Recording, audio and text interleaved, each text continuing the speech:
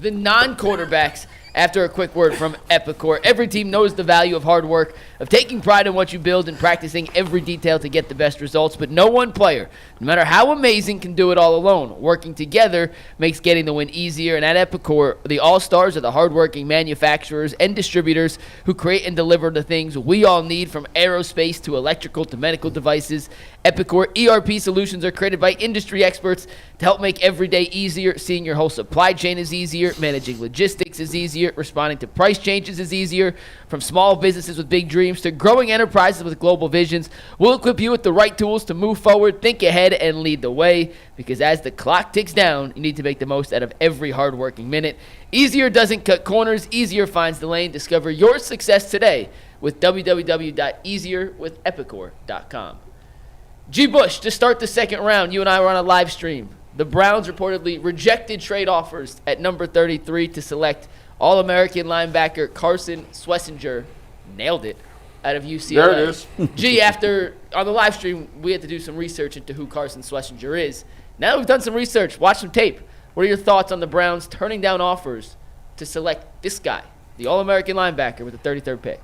He has, for me, he gets a much better reaction from me than in the beginning. I'm gonna be honest with you, like what everybody talk about, they got big boards. I did not know who this guy was. I did not know that the Cleveland Browns were gonna take. I mean, if you would have said, when you start this process and say, all right, the first two picks of the Cleveland Browns will be a defensive tackle and linebacker, I would have told you you're crazy. Yeah. I don't think anybody has that on their board.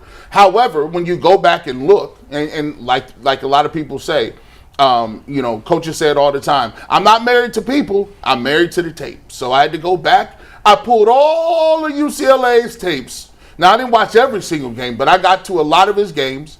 And I must say, first and foremost, he's going to contribute on special teams day one.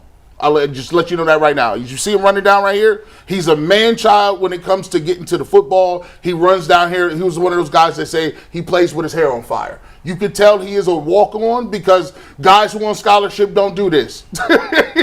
Scholarship guys is not running down there busting wedges up. Nah, I'm cool, coach. I don't want to play on that. Second of all, very fast. He's instinctual, very fast, sideline to sideline. I like him in his pass coverage. Look at him blitzing right here. Now he's back in the coverage. Look, the fact that he gets his hands on a lot of football, reading the quarterback's eyes. He's a good blitzer. I think he needs to work on his strength a little bit more, functional strength in his legs, taking on blockers and shedding. But like we always said, JOK was one of those guys as well. You ain't supposed to be engaging with people no more. That's old school. I need you to be an athlete and run around them guys. I think this guy's going to be able to play. I think he's going to play a lot. And to be honest with you, he's probably going to be a day one starter. I don't know if he's going to be. He better be third pick. Better be. I mean, well, who do they have? Yeah. They got Bookie Watson. They signed Devin Bush back again, but I don't know if he's going to wear a green dot. But he's athletic. He's a little raw. He has only had 1 year production. He needs to work on some strength. But he's a guy that I could see getting back into some deep zones where he got the speed to get there, has some ability to read the quarterback's eyes, plays in space well. Looking at it at the time, in a vacuum, I didn't really like the pick because I felt like a linebacker that high could be a reach. But given the fact that the way the rest of the draft turned out to be, and looking at his tape, and figuring that JOK is not going to be. In my opinion, I've said it from get-go. I got neck injuries right now. I got 2 herniated discs in my neck right now, and I wake up and someday my left arm don't work, someday my right arm don't work. It's just it's hit or miss, and I don't tackle nobody for a living anymore. So, can you imagine him coming back having to put his helmet into a tackle doing that? It's just kind of tough. I think not just trade, but this pick shows where the Cleveland Browns are going to have to pivot and do some things. Is he the new Joe Schobert? I try not to make the same. You're comparing one white linebacker. Gotta compare the white linebacker. Exactly where he went. White linebacker comparison. Like, is that the Will? The W ain't for Will. That ain't for Will. White linebacker. No, I think I love Joe Schobert. Right. But yeah, listen, I like the pick. Like it. I like it too. With you, I didn't hear his name a lot. I only watched UCLA play once this year. Yeah.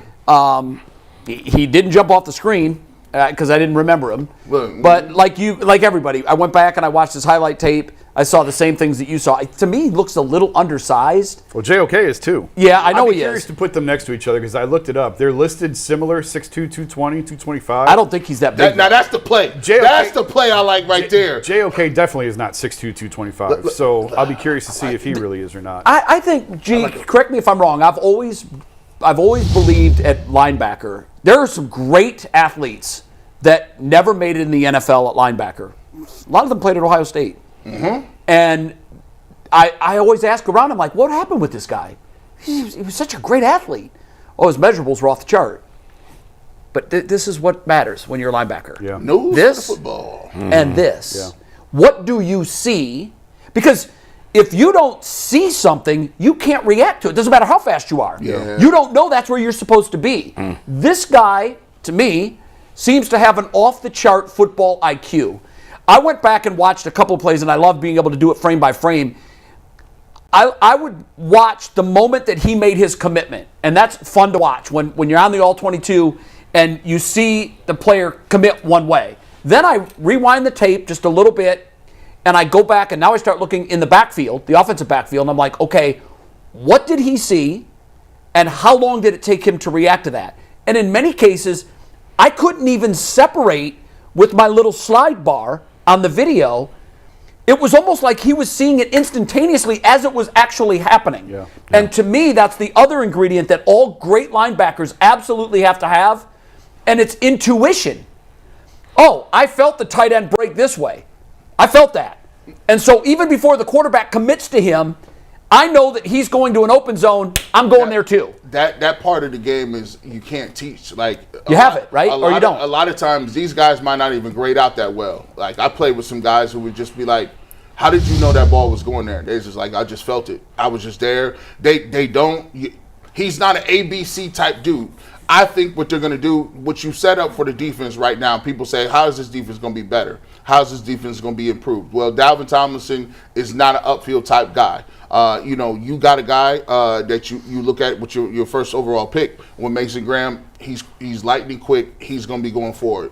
Mike Hall Jr. going forward. You already know what Myles Garrett is going to do. This guy is going to be one of those guys that's going to be moving forward. And Jim Schwartz wants guys moving this way. Not the sideways stuff. Forget we read on the way to the football. They're going forward and doing that. Let me give you another comparison. Forget Joe Schober. How about DeQuell Jackson? He used to lead the league. What DeQuell thinks about him. He's involved with the team, so who knows? Right. He's a guy who DeQuell would lead the league in tackles all the time. This guy led all college football Division I in tackles. He's all over the place. If he turns out to be in a Ring of Honor, he's slammed up. Mike wants to move on real quick. The only thing Yeah. I'll add, I don't care that they took him at 33. I actually kind of like it because, yeah, they had offers. Yeah, of course they could have moved down. Every team that has the 33rd pick could move down because every team has the overnight to look at their board and see who they like. You could say what you want about their evaluations of the past of the players. They told you, we like this guy. We're not going to screw around. That's right. We're not going to move back and risk the chance of losing him. We like him so much, we're going to stay right where we are, and we're going to take him. That's what I want out of draft evaluators is stand on a table and stand for something. I'd love to know what DeQuell's role was, if any. They were afraid he wouldn't even be there at 36 because they had 36. Well, I mean, obviously they wanted a running back. They wanted both of those guys. Yeah. So that's where we're going next. So you guys want to talk about they stayed these, right where they were. One last thought really quickly on that. I've talked about this on the show before. There is somebody that I speak with regularly that is involved, that is in the NFL, longtime guy in the NFL. He has said, I keep saying, what are the Browns missing? He's told me two things. First was they absolutely are lost in the soup when it comes to evaluating wide receivers in college. They cannot do it. Track record is there. The guys that they've selected, look who they traded for. Yeah, Elijah Moore for it too. I mean, they just so he said they clearly don't know. And he actually said, I'd love to know what they're using evaluating these guys because we don't have any metrics that showed any of these guys were going to be any good.